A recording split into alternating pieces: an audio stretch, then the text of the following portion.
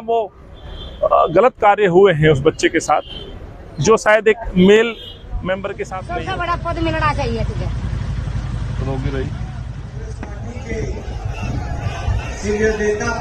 देखिए, आज एक बहुत बड़ी खबर है जो मैंने सुबह पढ़ी, और एक बच्चा है 11 साल का, उसके साथ ऐसा जघन्य अपराध हुआ है। याद होगा, दिल्ली के अंदर एक ऐसा ही अपराध हुआ था एक बच्ची के साथ, जिसको निर्भया के नाम से जानते हैं। वो बच्ची थी, फर्क इतना है, घटना वैसी है, लेकिन वो बिटिया थी, ये बेटा है। मैं माँ बाप से मिला, मेरे पास शब्द नहीं है सिर्फ दुख व्यक्त करने के। मैं अंदर भी मिल के आया हूँ, बच्ची की तबीयत मैंने देखी है, और जो माँ बाप का जो कहना है, जो उनकी परेशानी दर्द है, जो उनके अनुसार उस बच्चे के साथ जो घटना घटी है, ना केवल उसको मारा गया है बल्कि उसके साथ वो तमाम वो गलत कार्य हुए हैं उस बच्चे के साथ, जो शायद एक मेल मेंबर के साथ नहीं होता है। मैं वो आपके चैनल पे नहीं बता पाऊंगा, लेकिन आप इस बात से समझ सकते हैं कि निर्भया जो घटना हुई, जो उसके साथ शारीरिक असॉल्ट हुआ, जो उसके साथ बच्ची के साथ अपराध हुआ, वैसा ही अपराध इसके साथ दिखता है। इसमें भी शायद 3 लोगों के नाम लिए जा रहे हैं। इसमें एक बालिग है, शायद 2 नाबालिग। बच्चे के माँ बाप ने मुझे वीडियो दिखाया, बच्चा खुद बोल रहा है कि उसको पत्थरों से मारा गया है, वो बोल रहा है रद्दों से मारा गया है, गलत काम उसके साथ हुआ है। बच्चा डर में खौफ था, जो माँ ने बताया 18 तारीख की घटना है। 22 तारीख को जब उसमें जो चोट का जो इन्फेक्शन बढ़ने लगा, दर्द हुआ, लेट नहीं पाए, तब जाके माँ को एहसास हुआ। माँ ने जब पूछा, बातचीत की, तो उसके बाद बच्चे ने अपने माँ के प्रेम से ये बात जाहिर की कि मेरे साथ ये हुआ है। तब जाकर के बच्चे को लाएगा, और बच्चे की आज स्थिति ये है। जो डॉक्टर से मैं मिला वहाँ पे आईसीयू में, उन्होंने जो जानकारी दी है, इंचार्ज हैं अभी, सीनियर डॉक्टर हैं, उनके पूरे शरीर में इन्फेक्शन फैल गया है, और स्थिति ये उसके जो फेफड़े हैं, फेफड़ों में पस है, हार्ट में पस है, और पूरी तरह से बच्चा वेंटिलेटर में। हम सब लोग दुआ कर सकते हैं।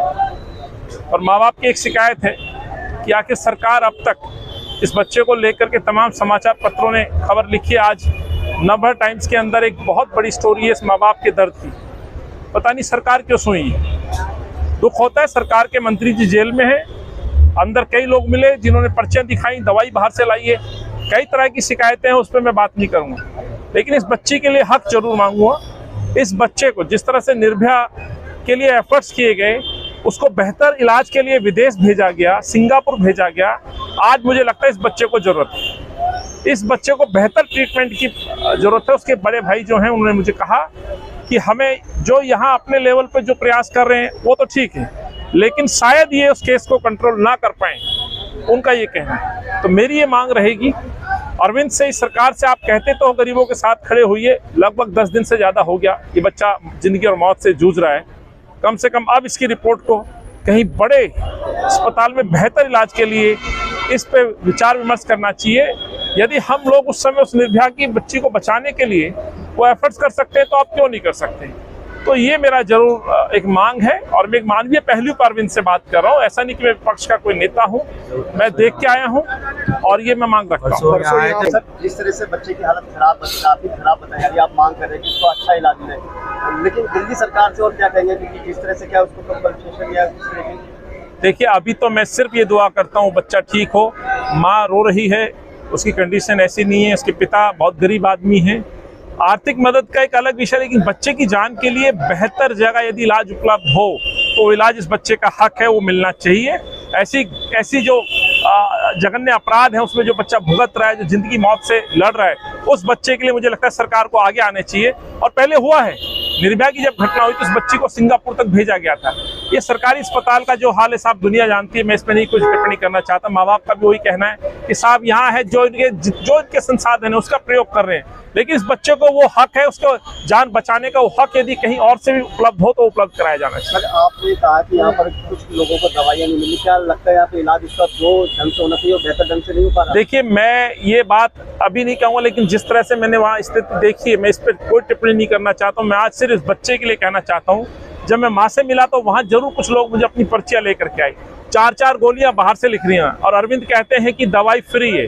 एक बच्ची एडमिट है पटपड़गंज से, उसके पिता मेरे एरिया में रहते आए, मुझे देख के उसने कहा कि साहब ये गोलियां मंगाई जा रही, क्यों मंगाई जा रही, लिखित रूप में मैंने फोटो खींची है, मैं आपको भी भेजूंगा।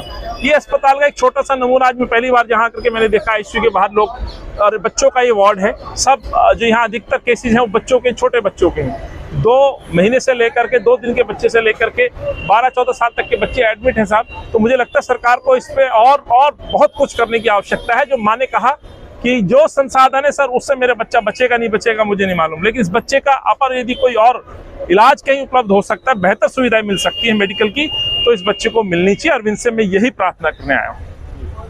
बड़ा पद मिला दीदी क्या लगा है? दादी तेरा क्या नाम है?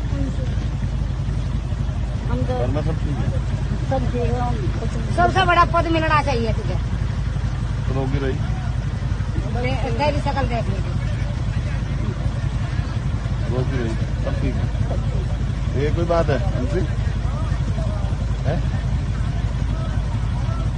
ख्याल रखिए।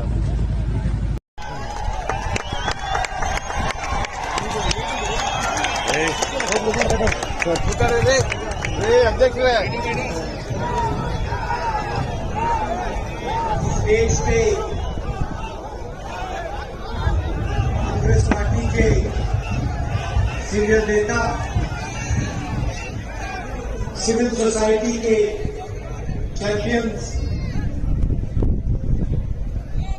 कांग्रेस के प्यारे कार्यकर्ता, भाइयों और बहनों, प्रेस के हमारे मित्रों, आप सबका यहाँ बहुत बहुत स्वागत।